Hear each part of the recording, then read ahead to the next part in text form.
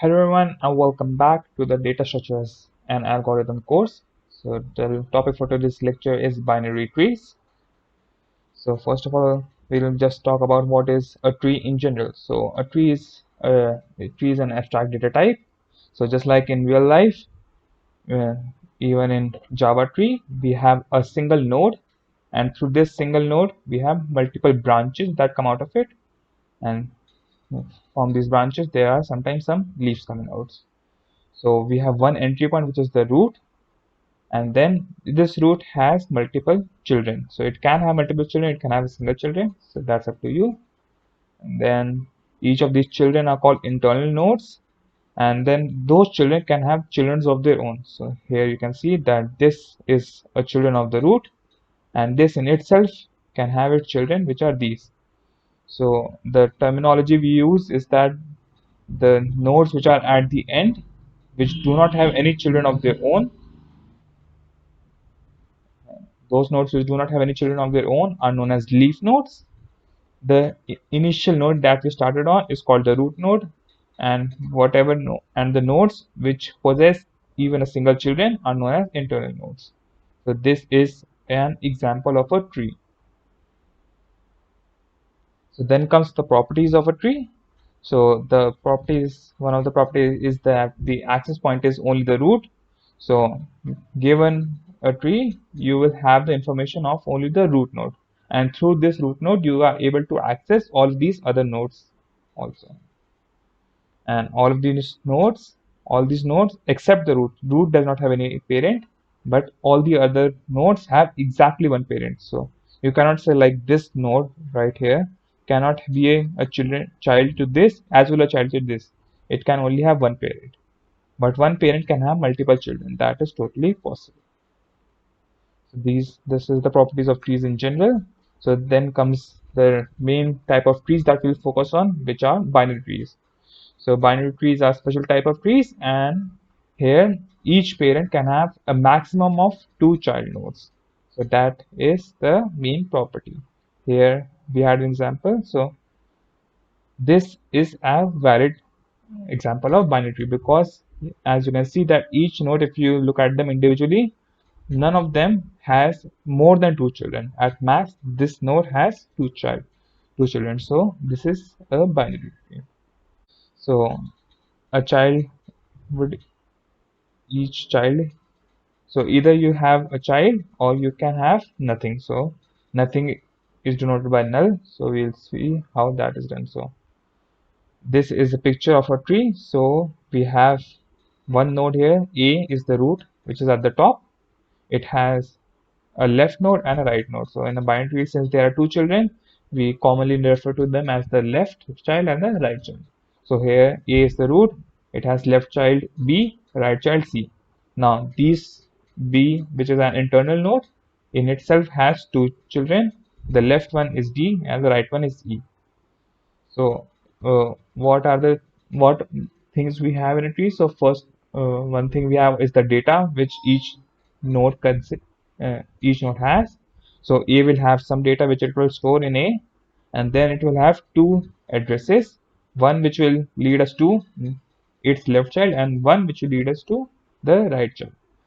So in this way, is let's say we want to come to root node H. So from root we can say that we can traverse the left node, then from B we can traverse the right node, and then from E we can traverse the left node. And through this sequence we have finally arrived to H node. So through this we can arrive at any node. So this is a picture of a binary tree. Keep in mind that at maximum each node has two children. See, it is perfectly valid for this one to only have one. So in this case, the left one will be assigned as null value because there is no node. So as I said before, each node consists of three things. First is the data which the node will possess, then the left link and the right link. So any node can have null values in its right or its left link. So for children nodes, both left and both right are null. But for the internal nodes, at least one of them will be another node. The other one may or may not be null. So in this case, here both are, for B, both are nodes. But for C, the left one is null and the right one is a node.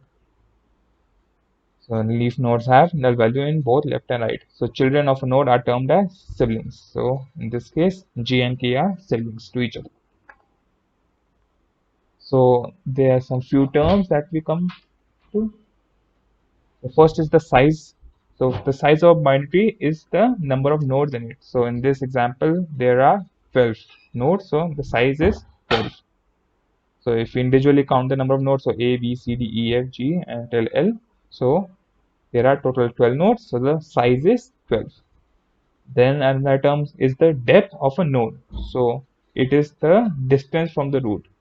So from the root, so let's say if we consider node D, then from A it will be at distance 1 and 2. So the depth of D would be 2. So the root node is considered to be at depth 0. Here A is at depth 0. Similarly, E is at 2, and L, which is our deepest node, is 1 to B, 2 to E, 3 to I, and finally 4 to L. So depth of L is 4. So this was depth of a node, but then there is also the depth of the entire binary tree. So it is the depth of the deepest node. So in this example, since L is the deepest node and it has the depth value of 4, so the depth of the entire binary tree is also considered to be as 4. So that this tree has depth 4. So a special kind of a binary tree is a full binary tree. So what is a full binary tree? In a full binary tree, every node has 2 children. So as you can see in this example, each node has 2 children. So apart from, of course, the leaf nodes, in which case there are no children. So the left and right links are null. But for every other internal node, you can see there are 2 children. So then there's the height. So how to find out height? Height is order of log n. This can be done using this formula you can do in big O notation. So at each level there are basically 2 to the power. So at this level there is 1. Then the next level there are 2 nodes. Then at the next level there could be a maximum of 4 nodes. So if C also had a child, then there would be 4 and then 8, because each parent can have 2 nodes, 2 children nodes. Thus at each level the the number of nodes increased by the exponent of 2, so power of 2. So here n is 2 divided 0 to, so at height h, this is a geometric equation, so we can just simplify this, and from this we can get h as order of log of n. So height is and the order of big O log n. So this was for full binary tree. Then we have a complete binary tree. So complete binary tree is also a special type of binary tree. So in this case, we are basically filling the tree from left to right. So a complete tree has all levels filled except possibly the last level where all nodes are as far left as possible. So we'll go level wise first. So here we filled A, then we filled B and C, then we filled D, E, F, G. Here, let's say if we had to delete E, then this is not possible because F is after this and it is coming to the stream. But if we did not have E here, then it would not be considered a complete tree. So at the last level, you can see that there are not all nodes, but the nodes there that are present are all to the leftmost possible side. So here D has both children, E has both children, and F has the left child. So this is a complete tree. So pushing everything to the far left as possible. Then comes the skew tree. So skew trees are to the type of tree in which there is one side which is more predominant. So here you can see that everything is going to the left child, left child, left child, left child. In this example, there is only one left, but there are multiple things to its right. So these are called skew trees. So the definition of tree: binary trees is defined recursively, and it consists of a root, left subtree, and right subtree. So if we come to this example, so this is the root node, which is A. Then everything which comes to the left of this, which is of B, D, E, H, I, J, and K. So everything to the left. So if we say draw an imaginary line here, so everything to the left of this is considered part of the left subtree, and everything to the right is considered part of the right subtree. So we construct trees using node class. So as you can see here, we have made a class called node. We assign 3 data members. First is the data. We're just making it data type int. We can have whatever according to our wishes. But the important part is it contains a node left and a node right. So data type is the same as the class name here. So node. So it will have a left node and a right node. So here we made a constructor. So if we are not providing any data, then we are just initializing it by data 0, and the left and right nodes are considered as null here initially. So only here we are just providing a initial data. So data value is set here. So this is a very basic implementation of how to define a node. So then the traversing of a tree. So tree traversing is the concept of going through one node at a time through the entire tree, not missing even a single node. So to traverse the binary tree is to visit each node in the binary tree exactly once. So these can be done using recursion, and there are 3 main ways to traverse a binary tree. First is the pre-order, in which we'll go visit the first we'll first visit the root node, then go to the left node, then the right node. Then in order we go to the left, then root, then right, and in post we first go to the left, then go to the right, and then finally the root. So uh, let's say this is a tree. So in pre-order, here pre-order, which is root left right, our ordering would be first we'll go at node A, then we'll go at node B, and then we'll go at node C, A, B, C. So this is another example, a bigger example. So first we go to the root node, so A, then so A here. So let's say we are just displaying whatever we are visiting. So first we'll go to A, we are displaying A. Then we go to the left side, so we'll go to B, and for B, we go to the root. So for B, the root itself is B. Then from B, we go to the left again, so D. Then since there is no children of D, we go back to B. And since the left of B is done, then we go to the right of B, which is E. So we display E. Then there is no child of E, go back to B. No remaining children of B, go back to A. For A, root and left is done, so we go to right. For right, C, we get to C. C prints itself first because it's the root. Then it's go to left, so then go to left, so F, and then go to right, so G. And then after that it's come back to C, comes back to A, so nothing else remains, so everything is done. So here I mentioned that B is the root of itself. I'm considering if we consider just B D E as one tree, if we remove everything else, then B would be root to itself. So that is pre-order. So in pre-order, this is a simple function until the root is, if root is not equal to null, then we first print out the root data, and then we go to the left node using recursion, and then to the right node using recursion. So if we come back to this example, we will initially send our root value, which is A. So on coming to A, our node would be A. Then it will print out the root data. So it will print out A. Then it will go to recursively call root.left. So root.left would be A.left, which is B.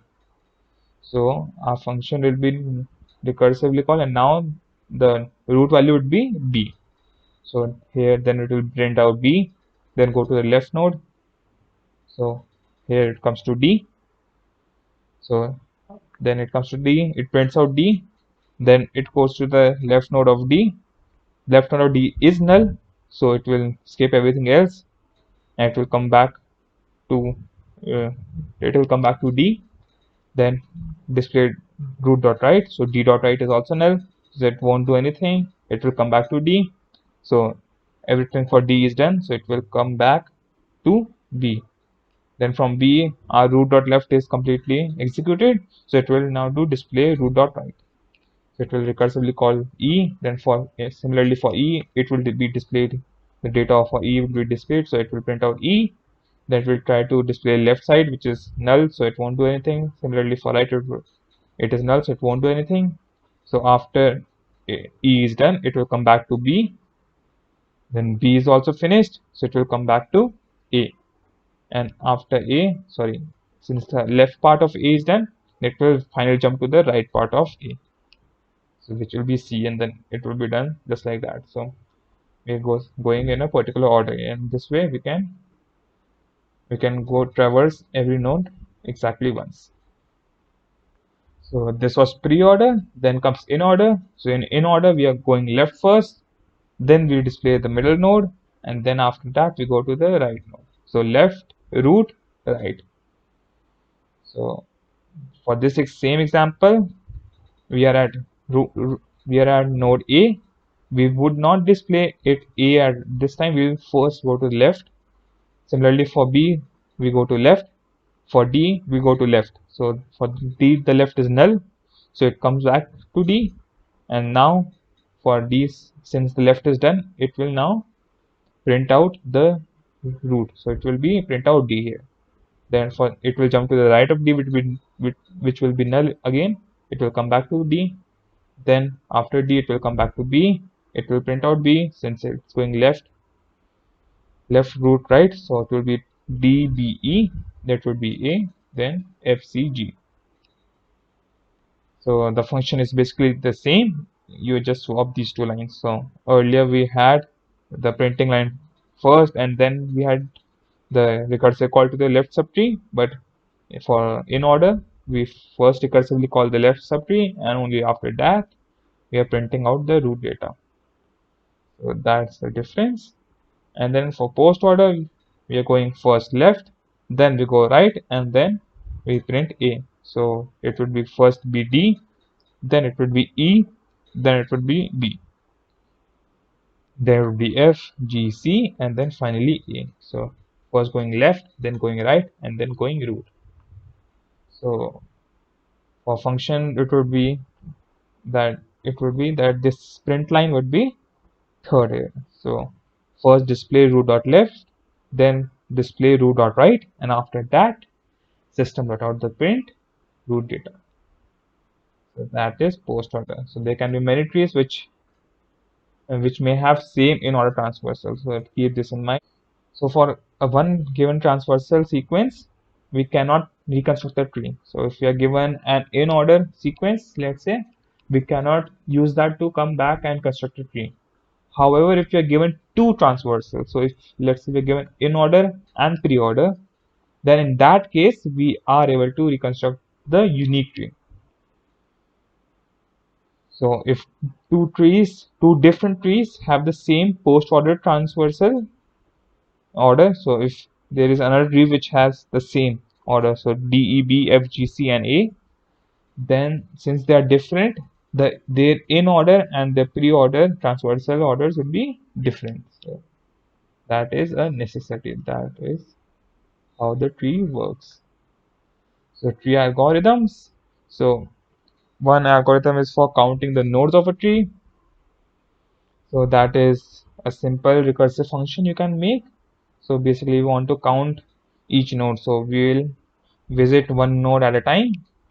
Here we are going one node at a time, and the base condition is if we encounter a null node, then we give back 0. But if it is not a null node, then we will add 1 to the value, 1 for the node itself. Then we'll recursively call the left side of the subtree and then the right side of the subtree. So for this example, we go to A, we add 1 for A, and then we recursively call the function for this left subtree, and then recursively call the function for right subtree. So for left subtree, we come to B, so B will add 1 for itself, and then recursively call left subtree, which is D, and right subtree, which is E. So for D, it will add 1 for itself, and then since the children are null, then they will return 0. So in this way, each node is basically adding 1 to the total. So this is a function to recursively count the total nodes of a tree. So then is counting the height of a tree. So height and depth are basically the same. Height of a bind is the number of trees level. So depth was like how deep a node is. Height is the total height of the tree. So in this case, the tree is height 5. The depth was 4. So in height, we are basically counting the root node as one level also. But in depth, we did not. So for the height of the left subtree is 4. So why? Because left subtree does not consist of A. So we are just basically considering the tree which starts from B. So for B, it would be 1, 2, 3, 4.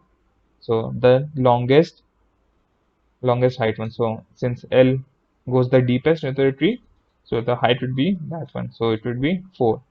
For the right subtree of this, it would be sub it would be the height of the subtree which consists of root node C. So it would be 1, 2, 3. So the height of right subtree is 3. So how to get the height of a binary tree? So you get the height of the left subtree, say left height. Similarly, get the height of the right subtree, say right height, and then we take the maximum of both of them and then add 1 for the root. So here we had we had to consider the maximum length. So for A, the left subtree height is 4 and for right it is 3. So the maximum of 4 and 3 is of course 4. So we take 4 and then add 1 because of the node itself. So A in itself will add 1 to the value. So the total height would be 5. So we can do recursively call this function. So we can start at value I. So it will have, so I will start at level L. It will have height 1. Then I will have height 2. E will have to choose from height 2 and 1. So the maximum would be 2. And then it will add 1 for itself. So it would be 3. Then for B, it would have to choose between 3 and 2. So since 3 is bigger, so it will choose 3, add 1 for itself. So the height of B would be 4. Then similarly for A, the height would be, it would have to choose between 4 and 3, and it will add 1 for itself. So it would be 5. That's how we recursively calculate the height of a binary tree. This is the function. If we encounter a root node, then return 0. Otherwise, return 1 plus the maximum function of left and right recursive calls. So then finally we have how to copy a binary tree. So this is how you copy a tree. Root, if root is equal to null, return null. Otherwise, just make another node, copy, and then add the data value to it, and then assign the left and right nodes to that also copy. So that's it for this. So that's it for today's lecture for trees. Hopefully you had a good understanding of how binary trees work, and hopefully you can code it into Java yourself using these. So thank you for attending the lecture and wish you happy learning. So goodbye.